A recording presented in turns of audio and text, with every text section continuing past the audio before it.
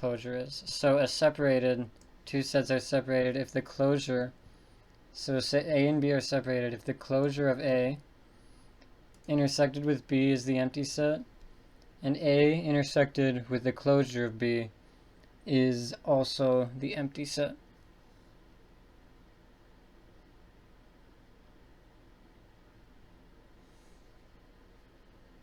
And so that's what separated is, and so some intuition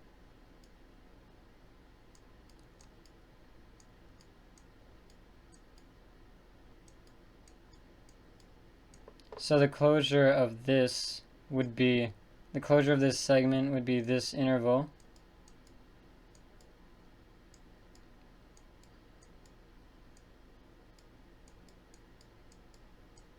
And that equals the empty set. And then this segment intersected with the closure of the other segment, which is this interval, is also the empty set. And so it's basically, if you can see here, A, B, C, A, B, C. And so you can see it's basically A to C, but it doesn't include B. So that's why they call them separated, because there's this point right here that separates these two sets. Alright, let's make a new page. Okay,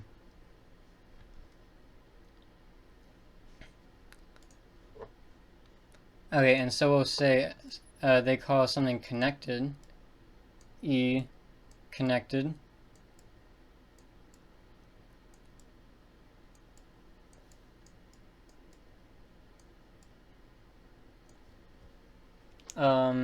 If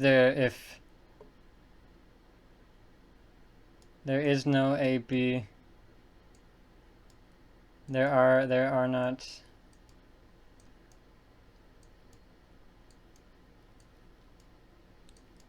separated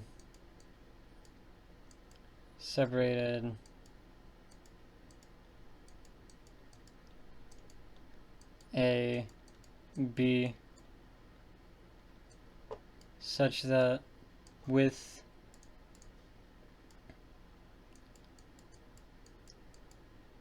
E equals A union B.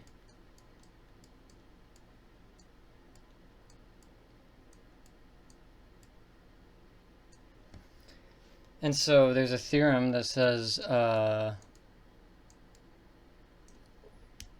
if E is connected, E connected,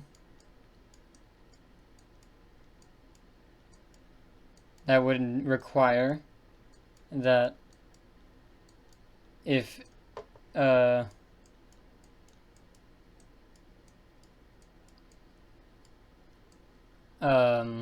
well,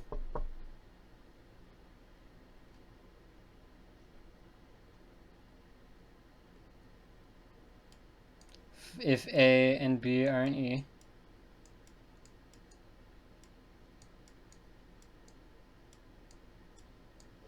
then X is in, then X less than, this for the real line, A less than X less than B implies X is in E. So intuitively, it's connected if you can't separate it out somehow, like we did before, right? So as opposed to this would be connected, I'm pretty sure. So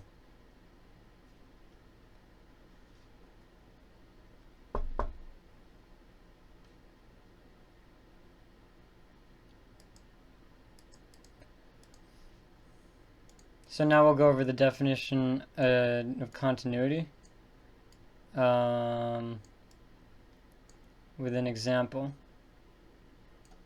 So say you wanted to check for continuity here. First you take a neighborhood in the codomain. So for any neighborhood in the codomain, you have to be able to find a neighborhood in the domain such that for any point in that neighborhood. So right here, you can find a point that the function maps to that's in the neighborhood of the codomain. So you can see, since it maps to the point way up here, that's not in this neighborhood down here, this function is not continuous at this point. And that's pretty cool. So, I guess that's everything. I kind of wanted to cover, there's something called, like, density.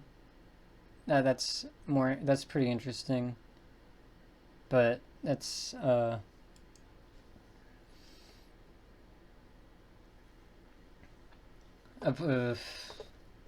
whatever. So, yeah, let's just, so A is dense, so A subset of X would be dense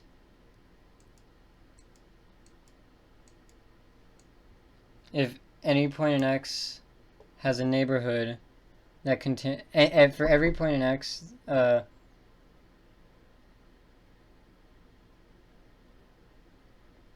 any neighborhood of that point would contain a point in A. So, Q would be dense in the reals. So the rationals would be dense in the reals because no matter what neighborhood you draw in a point in the reals, it'll contain a rational number, and that's really cool. And same with the irrationals. And this is kind of weird because the level of infinity of the real numbers is higher than the level of infinity in the rationals. But the rationals are still dense in the real numbers. So that's kind of cool. But yeah, let's go back to this definition of continuity, and we'll end on that. So, for any neighborhood in the codomain, there exists a neighborhood in the domain, such that for any point in that neighborhood in the domain, the mapping of the function from that point is in the neighborhood of the point in the codomain of the function at that point. So, boom. Wait, no, that's the wrong order. Okay. So visually, it's sort of like this, this, this, and then you need to make sure it fits inside here for any one of these points. It fits inside here. Okay. And this is interesting. I mean, it's pretty good for you to know. I hope you enjoyed. Have a good day.